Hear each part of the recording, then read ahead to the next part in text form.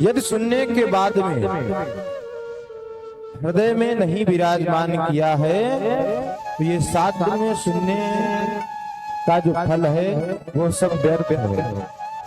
इधर से सुना और इधर से निकाल दिया, इसका कोई लाभ मिलने वाला नहीं है। एक संत जी हुए जिन्होंने 2 पीतल की मूर्तियों को तैयार किया। एक संत जी थे, उन्होंने 2 पीतल की मूर्तियों को तैयार किया। बहुत ही अच्छी मूर्ति थी, देखने में ऐसा प्रतीत होता था कि जैसे स्वर्ण की मूर्ति हो। आज उनकी परीक्षा करने के लिए कि मनुष्य जो है पृथ्वी पर बहुत ही तरीके के, उनकी परीक्षा करने के लिए वो 2 मूर्तियां ले जाकर के आज बाजार में रखते हैं कि उनकी परीक्षा की जाए। आज एक मूर्ति का मूल्य 1000 रुपए रखा और एक मूर्ति का मूल्य 10,000 रुपए रखा। वजन में एक ही जैसे, ना कम ना ज्यादा, और जो देखने में एक ही जैसे, बिल्कुल नाक कान मुख एक ही जैसा दोनों मूर्तियों का। बाजार में बहुत लोग आते जाते पूछते हैं संत से यह वाली मूर्ति कितने रुपए की है। संत जी कहते हैं ये वाली 1000 रुपए की है। दूसरी जो पड़ोस में मूर्ति रखी है उसका भी भाव पूछा जाता है, तो संत महाराज कहते हैं ये वाली मूर्ति 10,000 रुपए की है। तो वो महानुभाव कहते हैं कि इसमें अंतर क्या है। तो कहते हैं कि अंतर आपको ही ढूंढना है। अंतर है,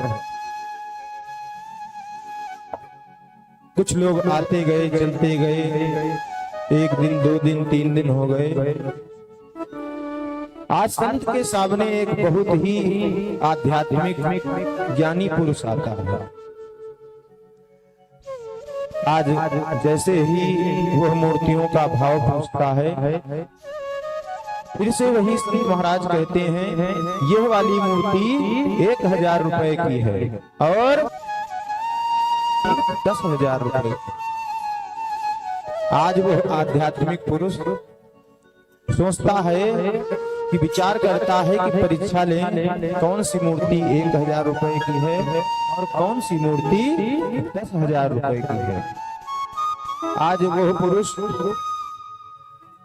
एक डोरा लेता है सुतली, और जो 1000 रुपए वाली मूर्ति थी उसके इधर से कान में डालना प्रारंभ करता है, और वो जो सुतली थी वो इधर निकल रही थी।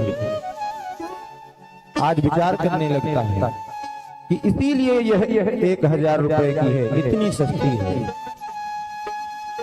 दूसरी जो पड़ोस में मूर्ति रखी थी उसके भी सुतली डालना प्रारंभ किया। जैसे ही इधर कान से डालना प्रारंभ किया तो वो सुतली आज हृदय में विराजमान होती चली जाती है। सुतली कम पड़ रही है। आज वह व्यक्ति कहने लगता है संत से कि आपने जो ये मूर्तियां गढ़ी हैं इसमें से जो ये 10,000 वाली मूर्ति है ये बहुत ही अच्छी मूर्ति है। जैसे क्योंकि ये वाली जो मूर्ति है ये दर्शाती है कि जीवन में मनन और चिंतन बहुत ही जरूरी है। यदि आप कोई भी बात को, कोई भी सत्संग को श्रवण करते हैं तो सर्वप्रथम यदि एक कान से श्रवण करते हैं तो उसको हृदय में विराजमान करना बहुत ही आवश्यक है। आज वह व्यक्ति उस 10,000 वाली मूर्ति को खरीद लेता है। तो यही कहना है, इसका निष्कर्ष यही है कि हम 1,000 वाला न सुन करके यदि हम 10,000 वाला श्रवण करते हैं तो उसका लाभ